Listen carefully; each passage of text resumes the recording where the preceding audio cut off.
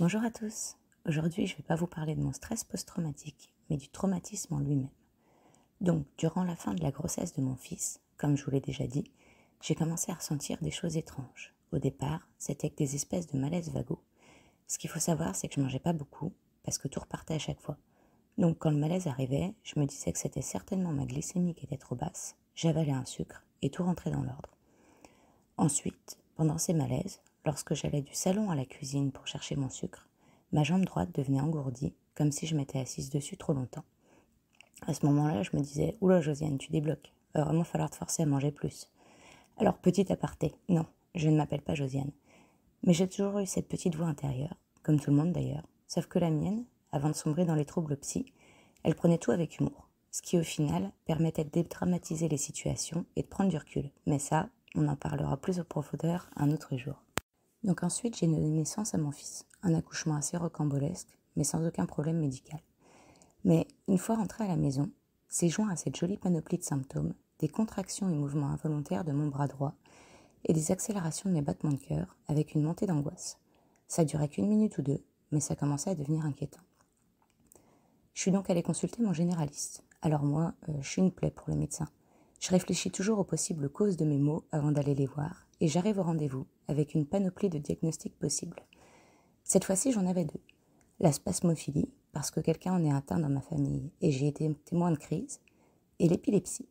Mon médecin m'a répondu que j'allais peut-être un peu trop loin cette fois-ci et qu'on allait faire un bilan complet, mais qu'en attendant, j'allais déjà prendre du magnésium parce que c'était peut-être juste une carence. Le lendemain du rendez-vous, c'était l'anniversaire de ma grande. Le soir, je me suis mise en pyjama, je n'avais donc pas de sous-vêtements, et je suis allée aux toilettes. Alors tous ces détails, ils ont une importance pour la gestion de mon trouble post-traumatique. Je vous les donne pas juste pour le plaisir. Et en sortant des toilettes, le malaise vagal se déclare. En allant vers le salon, la jambe qui s'y met, puis en passant la porte, c'est le bras qui commence à bouger. Et cette fois-ci, pour une raison qui m'est encore totalement inconnue, j'ai pris peur. En m'asseyant sur le canapé, plus la peur montait, plus les symptômes s'intensifiaient, jusqu'à ce que mon bras se mette à faire de grands mouvements très brusques et me taper dans la tête. J'ai crié à l'aide à mon mari, qui m'a allongé sur le canapé, tout en me disant d'essayer de me calmer et de respirer. Alors, il est toujours très calme et pragmatique en toute situation. À ce moment-là, mon bras est devenu extrêmement douloureux, jusqu'à me prendre à la poitrine. Je lui ai dit « Appelle les pompiers, je fais une crise cardiaque ». Ce à quoi il m'a répondu « C'est pas de ce côté-là le cœur », quand je vous disais qu'il était pragmatique. Puis j'ai perdu lui, la vue, et ma douleur dans le bras est devenue insupportable. J'ai senti ma main se retourner sur elle-même, puis éclater, et le sang couler le long de mon bras. Et la dernière parole que je me suis dit, c'est « ça y est, elle a lâché », et j'ai perdu connaissance. Alors une petite explication s'impose. Non, ma main n'a pas éclaté en réalité. Mais pendant une crise d'épilepsie, selon l'endroit qui court-circuite dans le cerveau, on peut voir, entendre ou ressentir tout et n'importe quoi avec la même intensité que si c'était réel. À mon réveil, j'ai dissocié complètement. Alors bien sûr, je ne le savais pas, mais je vous le dis pour que la suite de mon récit soit plus compréhensible.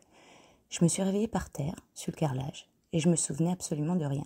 Pour moi, c'était tout à fait normal d'être allongée là. J'ai tourné la tête, et la première chose que j'ai vue, c'est mon mari qui emmenait le bébé dans la voiture.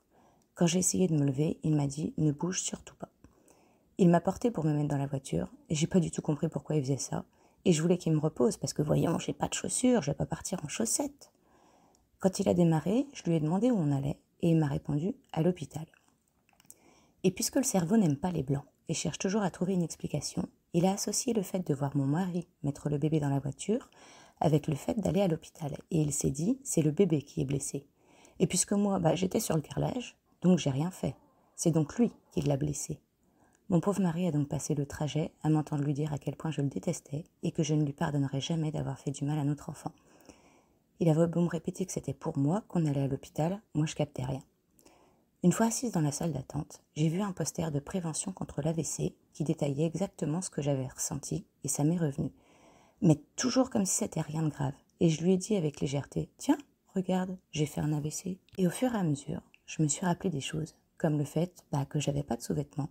J'ai baissé les yeux. Effectivement, je portais pas de soutif. Mais mon cerveau n'a vu que ça, et pas les grosses taches de sang partout sur mon t-shirt, parce que dans ma crise, je m'étais mordu la langue. D'ailleurs, j'avais aucune douleur. Et cette histoire de sous-vêtements est devenue mon plus gros problème. Il fallait absolument que mon mari aille en récupérer parce que non mais tu te rends pas compte chérie, dans un hôpital on te déshabille. Ils vont bien voir que j'en ai pas, ça fait pas sérieux. Et tout le long qu'ont duré mes examens, je ne pensais qu'à ça, pourvu qu'ils ne s'en rendent pas compte. La seule autre chose qui était importante pour moi était que s'il m'hospitalisait, il fallait qu'il laisse mon bébé rester avec moi parce que je l'allaitais. Après les examens, j'ai été mise en chambre avec mon bébé, sans qu'on me dise rien de mon état de santé, mais ça m'inquiétait pas parce que j'étais toujours dans cet état dissociatif. D'ailleurs, j'ai appelé ma mère pour lui dire que j'étais à l'hôpital. Elle a paniqué au téléphone, mais moi je lui ai dit « Mais non, c'est rien, j'ai dû faire un AVC ou un truc comme ça. Par contre, j'ai pas de sous-vêtements. Tu peux m'en ramener, toi ?» Alors oui, maintenant ma réaction me fait rire, mais il y a encore quelques années, c'était pas le cas. Donc le lendemain, je me suis réveillée en pleine conscience de ce qui s'était passé dans le détail, mais toujours sans aucune peur. Un premier médecin est venu me dire que c'était de l'épilepsie, mais qu'il devait fouiller plus loin pour trouver la cause. Mon mari a rempli les blancs dans mon cerveau, en m'expliquant que j'étais par terre parce qu'il m'y avait mise, pour me faire un massage cardiaque, parce que j'avais fini inerte et toute bleue. Lui, il semblait très préoccupé, mais moi, je me marrais de mon comportement de la veille, à embêter tout le monde avec mes satanés sous-vêtements. Et je rassurais tout le monde, c'est bon, c'est juste de l'épilepsie. Beaucoup de gens en souffrent, ils vont me donner un traitement et hop, je rentre à la maison, tout va bien. Puisque j'avais mon fils avec moi, ils m'ont donc hospitalisé dans le service obstétrique pour que j'aie à disposition tout ce qu'il fallait pour lui. Mais dès le premier jour, le médecin de ce service m'a dit « Oh là, vous n'allez pas rester 15 ans ici parce que moi j'ai besoin de la chambre pour mes vraies patientes. » Le neuro, lui, m'avait donné des médicaments, mais à chaque fois que je demandais d'où pouvait venir cette épilepsie, il fuyait la question et il sortait de la chambre.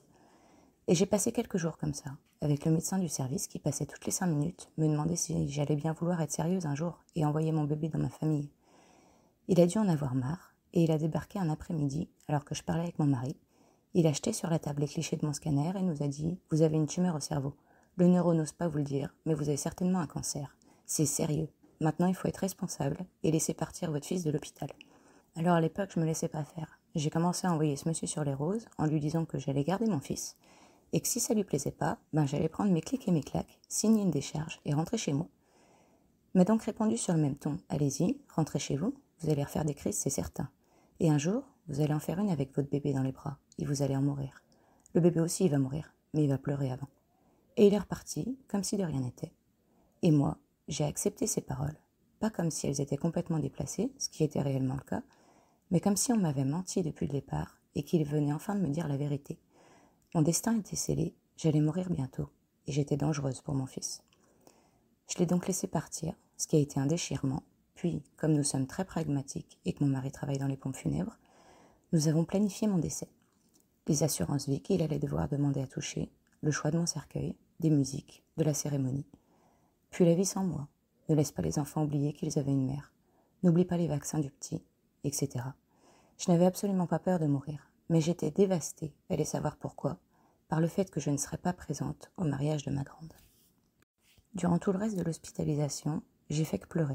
On m'avait enlevé mon fils, je pouvais plus l'allaiter. J'avais très mal, parce qu'on m'avait pas donné de médicaments pour arrêter la production de lait, mais à la place, on m'avait mis sous tranquillisant et dans une grande chambre commune de l'aile psy, avec 5 autres personnes. Ces pauvres gens hurlaient, se frappaient, de jour comme de nuit. Certains étaient attachés, d'autres vagabondaient, les ragards. Et moi, au milieu de tout ça, je me suis dit, si on t'a mis là, c'est pour une raison. Tu t'en rends peut-être pas compte, mais t'es devenue complètement folle. Alors, j'y suis pas restée longtemps, peut-être un jour, peut-être 2, c'est très flou. Mais ma famille m'a vite sortie de cet hôpital. Nous avons donc passé 3 semaines dans cette certitude de mon décès imminent, jusqu'au rendez-vous avec le neurochirurgien qui, à la simple vue de mes clichés, m'a dit que ce n'était absolument pas un cancer, mais une tumeur très rare, au point où j'étais le 2e cas existant en France, et que comme c'était lui qui avait opéré le premier, tout allait très bien se passer. Effectivement, l'opération s'est très bien passée, mais à mon réveil, je n'étais plus capable de faire moi-même les actes du quotidien.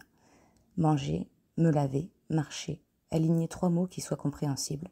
C'est donc les dames de l'hôpital qui me nourrissaient à la petite cuillère. Alors c'est très dur pour l'ego déjà. Et ensuite est arrivé le jour de ma première douche. Alors, faut pas oublier qu'avant tout ce bazar, qui s'est passé très vite, je venais d'accoucher, le corps n'est pas à son meilleur jour après, et j'allaitais, donc j'avais une taille de poitrine en conséquence, et les soutiens-gorge qu'allaient avec. J'ai pas pensé à prendre avec moi des soutiens-gorge à ma nouvelle taille suite à l'arrêt brusque de l'allaitement, parce que j'avais d'autres choses à penser.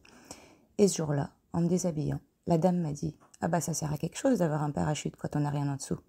Et puis quand ça ira mieux, faudra penser à faire du sport, ma petite dame, parce que là, ça tombe de partout. » Bon, je sais pas si cette femme était de mauvaise humeur ou juste foncièrement mauvaise. De toute façon, j'ai même pas répondu.